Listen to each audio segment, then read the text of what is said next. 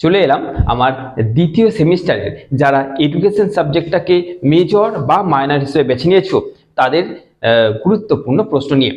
Bardhaman university আন্ডারে যারা major minor হিসেবে এডুকেশনটাকে নিয়েছিলে তাদের সিলেবাস 19-20, অর্থাৎ খুব একটা আলাদা নয়, খুব একটা পৃথক নয়। মানে কোশ্চেন্সগুলো তোমাদের অনেকটা বলতে গেলে পুরোটাই বলতে পারো, মানে 90 থেকে 95% মেজরের যা আছে মাইনরের তাই আছে।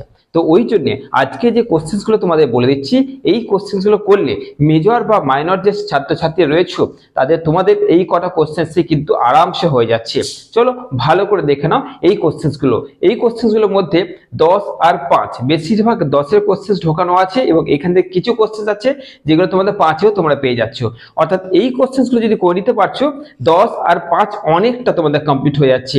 তারপরে তোমাদের 5-এর কিন্তু আমাকে আলাদা করে দিতেই হচ্ছে, কিন্তু সেখানে বেশি প্রশ্ন থাকবে না, কারণ এইখান থেকেই 5-এর অনেক প্রশ্ন তোমাদের পেয়ে যাচ্ছ। তো চলো দেখে নাও মেজর মাইনর উভয় ছাত্রছাত্রীদের জন্য গুরুত্বপূর্ণ এডুকেশন সাবজেক্টের সাজেশন দেখে নাও। চলে এসেছি আমার স্নেহের আদরের বর্ধমান ইউনিভার্সিটির এডুকেশন মেজর মাইনর উভয় ছাত্রছাত্রীদের জন্য এই প্রশ্নগুলি। প্রথম যে প্রশ্ন তোমরা করছো এবং এই প্রশ্নটা এতটা ইম্পর্টেন্ট, কারণ আমি গুরুত্বপূর্ণ প্রশ্নগুলো বেশিরভাগ প্রথম দিকেই রাখার চেষ্টা করি। এই প্রশ্নটা মোস্ট ইম্পর্টেন্ট। যে কোশ্চেন্সটা হচ্ছে তোমাদের যে মনোবিদ্যা অর্থাৎ শিক্ষা মনোবিজ্ঞানের স্বরূপ, পরিধি বা বৈশিষ্ট্য আলোচনা করো। এই যে কোশ্চেন্সটা মানে পরিধি, বৈশিষ্ট্য বা স্বরূপ, ওকে, কোশ্চেন্সটা যেভাবে দিক তোমাদের একটাই উত্তর হবে। 2 নম্বর প্রশ্ন করবে মনোবিদ্যার বিভিন্ন শাখা সম্পর্কে আলোচনা করো। 3 নম্বর জীবন বিকাশের স্তরগুলি আলোচনা করো, অর্থাৎ শৈশব থেকে কৈশোরকাল। আর একটা কোশ্চেন এর সঙ্গেই আছে, এই যে জীবন বিকাশের স্তর, এটা মনোবিদদের যে দেওয়া নানান রকম যে মনোবিদরা আছে তাদের মতামত হিসেবে জীবন বিকাশের স্তরগুলো আলোচনা করো। তাহলে মনোবিদদের মত অনুযায়ী জীবন বিকাশের স্তর, আর একটা হচ্ছে নর্মালি যে জীবন বিকাশের স্তরগুলি আলোচনা করো। দুটো কোশ্চেন্সই প্রচুর ইম্পর্টেন্ট, অর্থাৎ দুটো কোশ্চেন্সের মধ্যে একটা কোশ্চেন্স তোমরা পরীক্ষার প্রশ্নপত্রে দেখতে পাচ্ছ, এটা কনফার্ম।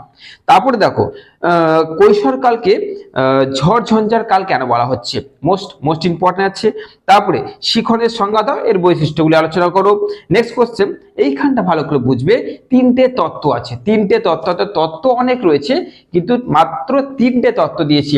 এই তত্ত্বগুলো তোমরা যদি পার্থক্যের মতন করে যেতে পারো তাহলে তোমাদের আর দেখতে হচ্ছে না, কারণ পার্থক্য থেকে তোমরা কি বানাতে পারবে, বৈশিষ্ট্য। অর্থাৎ এই 3টে তত্ত্ব ভালো করে শুনে নাও, পার্থক্যটা করবে তাহলে বৈশিষ্ট্য এখান থেকে বার করে নিতে পারছো। আর একটা তোমাদের এইভাবে করতে হবে, সেটা হচ্ছে প্রথমে তত্ত্বগুলো শোনো। এক হচ্ছে প্যাভলভের প্রাচীন অনুবর্তের তত্ত্ব, 2 হচ্ছে গোস্টাল্ট এর তত্ত্ব, অর্থাৎ যেটাকে প্রজ্ঞামূলক তত্ত্ব বলা হচ্ছে।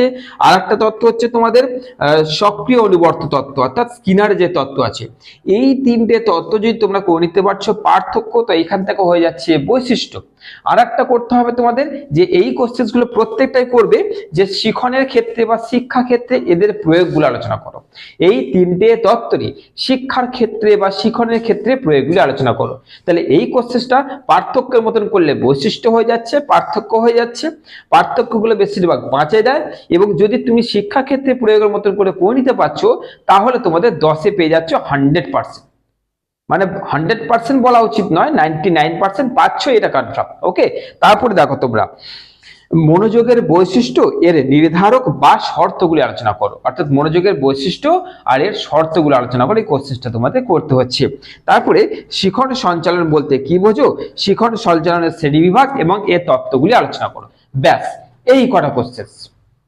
মানে কোশ্চেন্স প্রচুর আছে, তো এই কটা কোশ্চেন্স করে নিতে পারলে তোমাদের কিন্তু মেজর মাইনর উভয় ছাত্রছাত্রীদের জন্য এই প্রশ্নগুলি ব্রহ্মাস্ত্র স্বরূপ কাজ করবে।